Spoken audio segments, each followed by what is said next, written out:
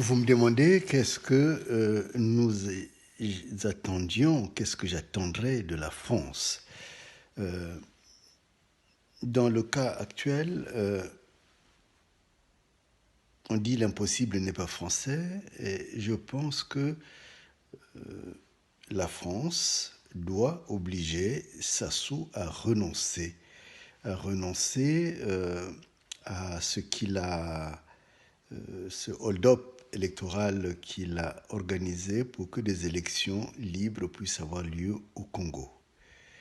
Et puis de notre côté, à ne plus faire des obstacles à toutes les actions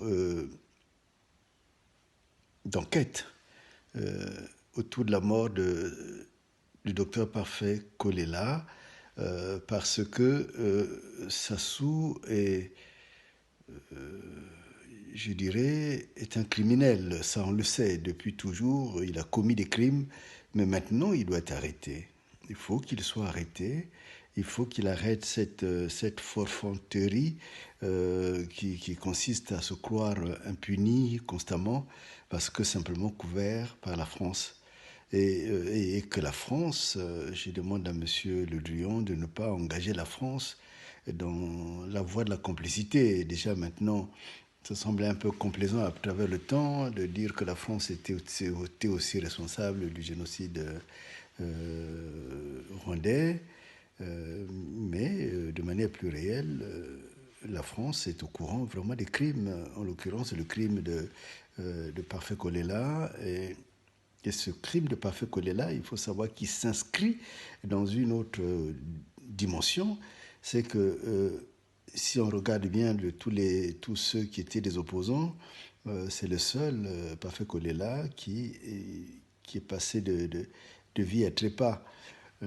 Mais pourquoi on l'a tué? Évidemment, parce qu'il a gagné les élections, mais aussi on l'a tué parce que c'est un cadre Larry. Et rappelez-vous, vous m'avez parlé de cela d'ailleurs tout à l'heure avant qu'on commence l'entretien. J'ai écrit un livre qui a fait beaucoup de bruit, qui continue à le faire d'ailleurs, sur le génocide de la rue au Congo. Et vous savez que Kolela, Parfait, était et est un Lari. C'est donc cette sorte de, de chasse ou de criminalisation ou de crime commis sur les cadres Lari qui anime Sassou depuis qu'il est au pouvoir et que la France semble cautionner. Et à ce titre, puisque dès la semaine prochaine, je vais compléter la plainte qui est entre les mains du nouveau procureur, et je vais certainement ajouter le cas de Kolela. Le cas de Kolela, et s'il est avéré que, en enquête finale, que la France a vraiment facilité ou a encouragé ou a conseillé l'empoisonnement de Kolela, je pense que l'équipe gouvernementale actuelle serait appelée aussi à responsabilité parce que il s'agit d'une complicité très grave, très grave.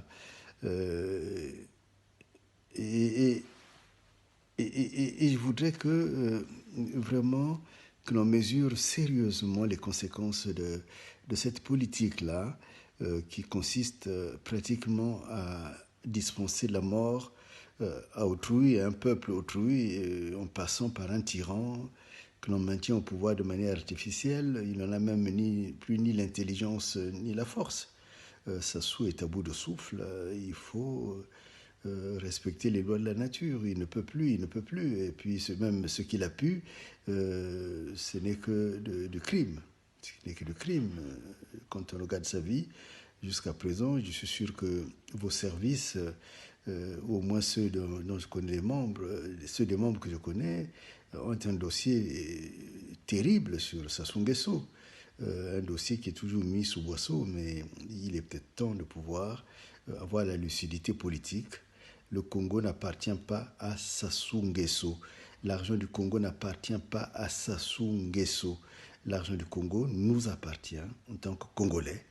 Et les partenaires que nous avons, nous les maintenons pas parce que ce sont des amis de Sassou Nguesso, mais parce que c'est des partenaires stratégiques avec lesquels nous voulons construire ce Congo et construire la prospérité du Congo.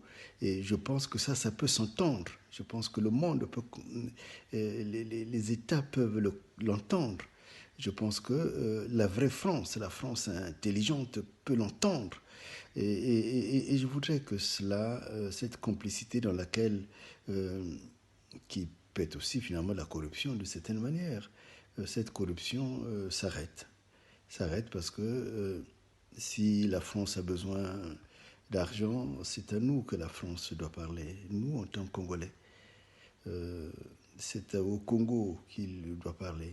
Mais comme je disais au début, cette politique du checkpoint humain qui consiste à s'attacher des gens, des brigands comme Sassou, est une mauvaise politique. Et vraiment, je demande que la France prenne, tire des leçons de cette situation et il faut que cela s'arrête.